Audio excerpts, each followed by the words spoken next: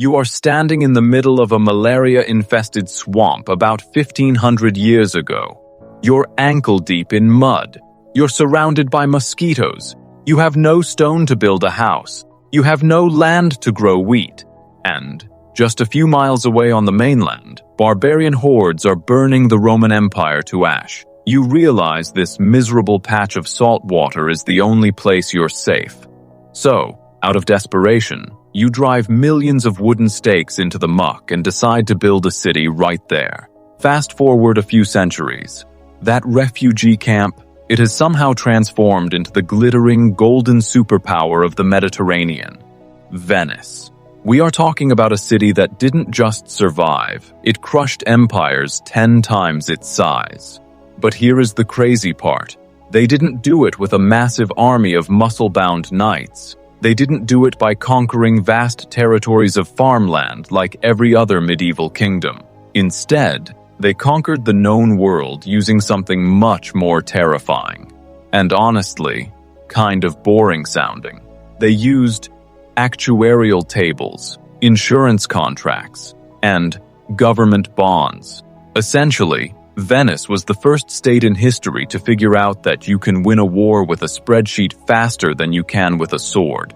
To really get why this is so mind-blowing, you have to look at the competition. In the Middle Ages, power was land. If you were a king in France, your wealth was dirt, literally. You called your nobles, they showed up with troops, and you fought. But Venice, they had zero land.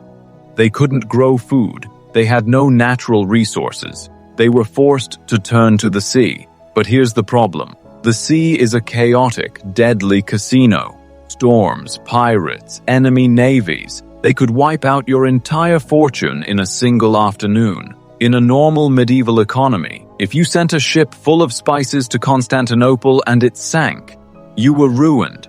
Game over. This fear paralyzed trade for centuries. Nobody wanted to bet the farm on a risky voyage. But the Venetians, they looked at that risk and didn't see a dead end. They saw a math problem. They invented a little piece of paper called the colleganza. It sounds fancy, but it's basically the great-grandfather of Silicon Valley venture capital. Here is how it worked. Imagine you are a young, broke sailor with guts but no money. I am a wealthy, fat merchant with gold, but I'm terrified of drowning. We sign a contract, I put up the cash. You do the sailing. If the ship sinks, I lose my money, but you owe me nothing. The debt is forgiven, but if you make it back, we split the profits, usually 75% for me, 25% for you. This sounds simple, but it changed human history. Why? Because it allowed people with zero money to become rich. Suddenly, the butcher, the baker, and the widow down the street were all investing tiny amounts into these voyages. Venice turned its entire city into one giant stock market. They chopped risk into such tiny pieces that one sunken ship didn't ruin anyone. And this unleashed a tsunami of cash. That cash built the arsenal. Think of it like a medieval gigafactory. While other countries built ships one by one, the Venetians invented the assembly line hundreds of years before Henry Ford. They standardized everything: rudders, benches, masts. A ship would float down a canal, and workers would fit parts until a fully finished war galley rolled out the other end. Legend has it, when the King of France visited, they built him a complete galley while he was eating dinner just to show off. But building ships is one thing. Paying for war is another. War is expensive. Usually kings would tax peasants until they starved. Venice did something genius. They invented the prestati, the first real government bonds. Here is the psychological trick. When Venice went to war, they forced wealthy citizens to loan money to the state. In return, the state paid them 5% interest. Forever. Think about the incentives. If you're a French peasant, you hate war because the king steals your pigs. But if you're a Venetian citizen, you are a shareholder in the war. If Venice wins, trade opens up, tax revenue flows, and you keep getting that sweet 5% check. The entire population was financially motivated to win. Money fueled war, and war fueled money. But there is always a but. The ultimate test came in 1379 against their evil twins, the Genoese. Things were going terribly.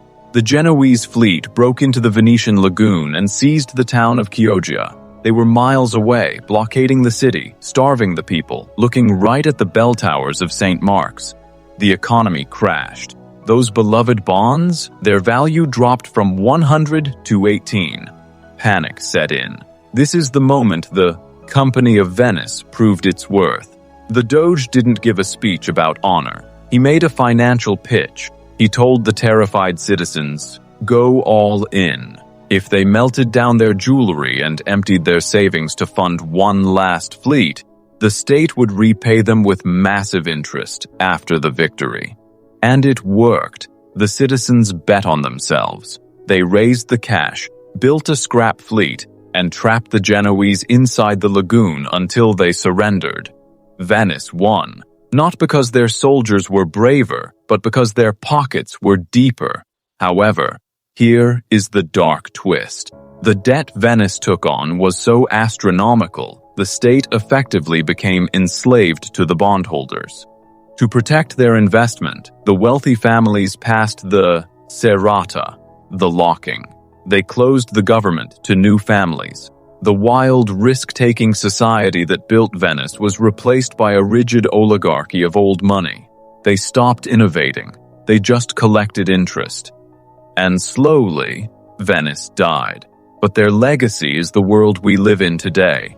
Every time you look at the stock market, sign an insurance policy, or see a government issue a bond, you're looking at the ghosts of Venice. They taught us that the most powerful weapon isn't a sword. It's a balanced ledger, which forces us to ask a pretty uncomfortable question. Are we the masters of this financial system they built?